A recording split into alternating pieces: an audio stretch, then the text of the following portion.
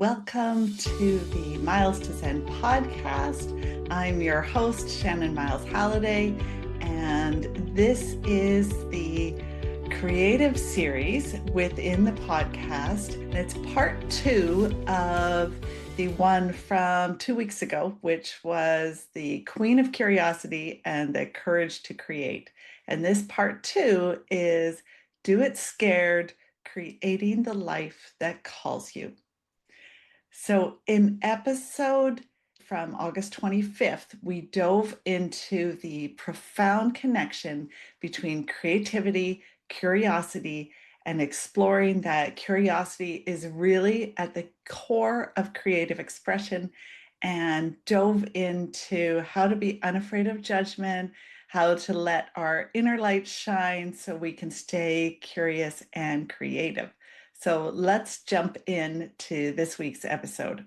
Talking about creativity and creating the lives that we want, even if we're feeling stifled or are pushing down parts of ourselves, if we're not welcoming in our whole self, how are you going to create the life that you want? In fact, Gabriel Goldsmith, who was one of my recent guests, says it's impossible to find something that aligns with you personally when you don't know who you are. And I think that's super insightful and simple and sometimes challenging. So, how do you find out what you want, where you want to go, what you want to do, who you are? So, keeping it simple, you take stock. You stop and think, what do I like? What fires me up? What makes me want to get out of bed in the morning? What conversations do I love to have? What do I love to imagine? What books do I like to read? What are my favorite TV shows or movies? Or um, why, if something I've seen on TV, why did I like that show? What was it about it that suited my preferences? Do you like mysteries? Do you like action movies? Do you like escape? Why is it that so many of us love Taylor Swift, Harry Potter, maybe Billie Eilish, maybe Tom Petty? What is it that forms the basis of what you like?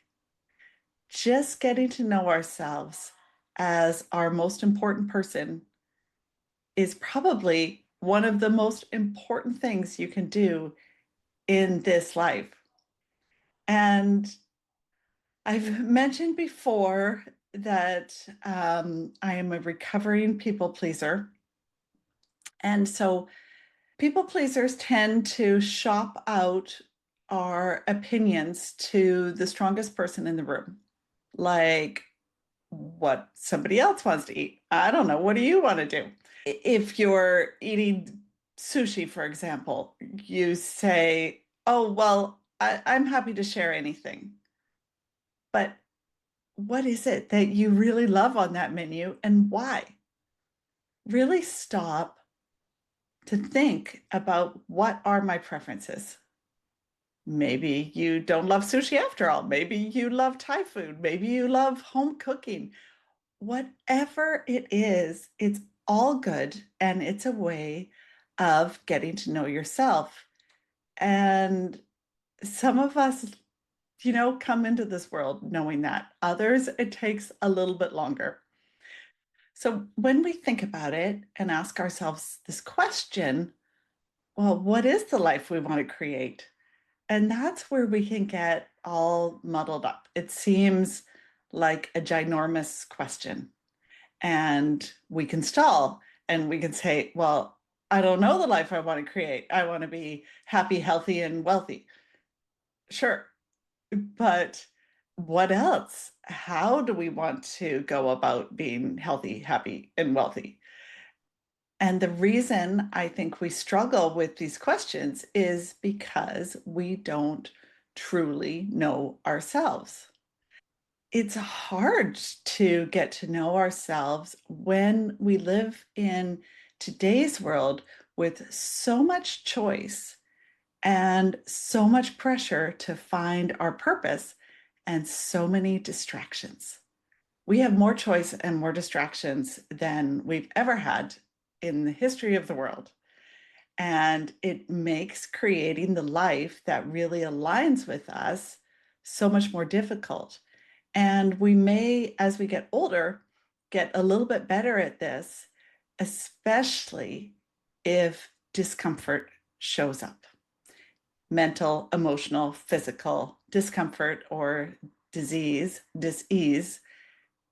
those things can make life a little bit easier to really start to know ourselves.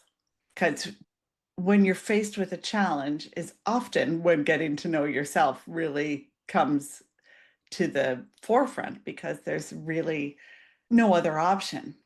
I was listening to a podcast the other day with Gary Vee on Jamie Kern Lima's podcast. And he was talking about that the greatest epidemic that our society has is that we are all insecure and we can't take the micro hurts that somebody is judging us. And we're so scared of being judged that we fail to show up in our own lives. And we're so scared of taking on these micro hurts that we end up staying small. And I think that comes back to we don't end up truly aligning with who we are and being confident in that. And so he further talks about that the one thing that we should be all freaked out about is heading into our 70s and 80s and 90s and really wishing, oh man, I wish I'd done that. So I like to think of this way is if you've got a decision right now, ask yourself, what advice would my 70-year-old self or 80-year-old self or even 90-year-old self give to me in this situation? And this all helps you figure out leading and creating the life that is right for you. So I did this question last summer. I wanted to bring my son to France and Spain because we both speak French, because we both speak French. We have friends there, but also we really had wanted to do a kitchen renovation because all our appliances had failed and our floor, which was an original wood floor, was throwing up slivers like you wouldn't believe. And so I did this exercise, and my 7-year-old self was literally in my mind's eye throwing buckets of money at me to go on the trip with my son. And there was a lot of hesitation from my 70-year-old self to do a kitchen reno. And she was like, wear shoes, wear shoes inside. Don't worry about the slivers. Tell your guests to wear shoes inside. And it was an exercise in imagination and it was very entertaining. And needless to say, my son and I went off to Europe and had an amazing time. And my husband just did this exercise, in fact, with going on a bike trip in the Pyrenees. And I asked him, how would you feel if you didn't go? And, it felt awful to him. And there was not one thing that was really holding him back to go. And this is all part of living the life that you want today. I mean, maybe it's not, big trips like that, like big trips of going to Europe, or if you're in Europe, going to somewhere else. It's smaller decisions. But what are your dreams? What are the things that you want to do? And you think, I could never do that. I couldn't get in front of those people. I don't know where to begin if I wanted to write that book. And the time is really now to imagine yourself in your later years and looking back at the things you did And never are you going to regret the things that you did when you were following your heart, because whether you failed or even failed spectacularly, you learned from that. And then you applied those learnings to your next experiences and your next successes. And we all learn more from mistakes than we do from our successes.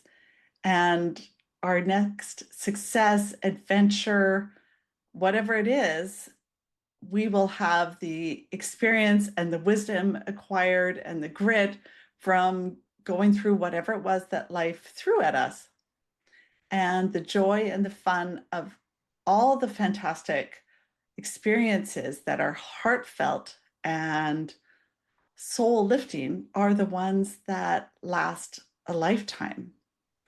And I know that I no longer want to look back and say, I didn't do something because I was scared of what friends, colleagues, family, parents, a boss would say. I thought it would be fun to run through a little exercise in perspective. And when I was finalizing, I decided to ask AI, what do you think of this? AI came back with, it feels like Carl Sagan meets Brene Brown at a desert bonfire. I was like, okay, this is perfect. Let's go with that. So imagine standing in the middle of the Sahara Desert, surrounded by trillions of grains of sand, stretching beyond the horizon. Now picture each grain as a planet, each dune as a solar system, and the entire desert as just a tiny corner of the observable universe. In this scale, Earth isn't a grain of sand, it's more like a single atom within a grain of sand in a desert that spans light years in every direction. And faced with this vastness, we might feel insignificant. But here's the truth: no one who truly loves us cares about our significance. They care about our presence. And my child doesn't need me to be important. He doesn't need me to be a top CEO or a social media influencer or famous or wealthy. He needs me to be content and here. My husband, my friends, they need the same thing. So, yeah, we're incredibly tiny in the grand scheme of things, but how freeing is that? Why not take the risks? Create the things you want to create boldly, live this one fleeting moment of existence freely, sing whatever song it is that's in your heart to sing, and be the wildly quirky wonder that you are. Because I think if you're listening to my podcast, you most likely are a bit of a wonder and a bit quirky.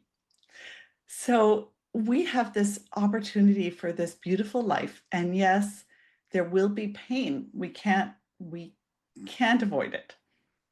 But there will also be incredible joy. And there will be self-doubt, bucket loads.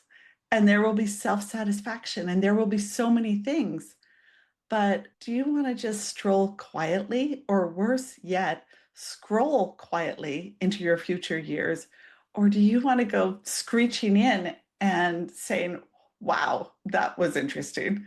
Do we want to say, yeah, I showed up, I did all the things, I got super uncomfortable, I dared to be different, I dared greatly, as Brene Brown's books say. And I did it because my inner voice, my soul self, my higher self, my inner self, whatever you want to call it, was calling me to do this thing.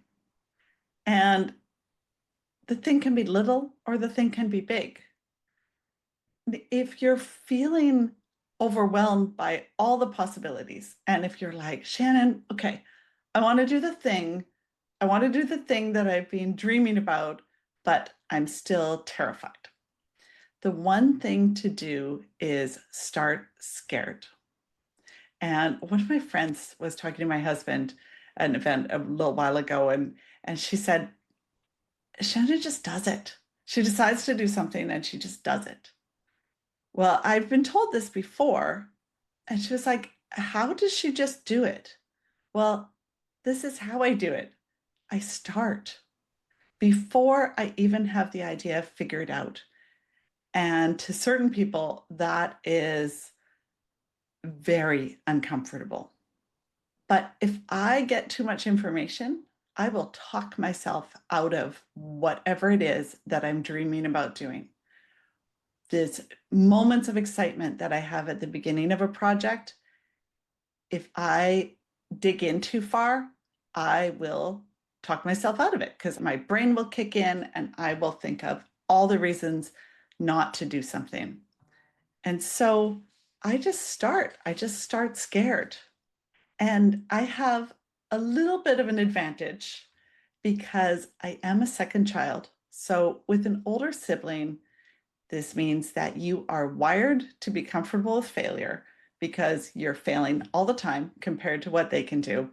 And so it is an advantage. But even if you are not, even if you are an only child or an older child, you can decide, screw it, today I start.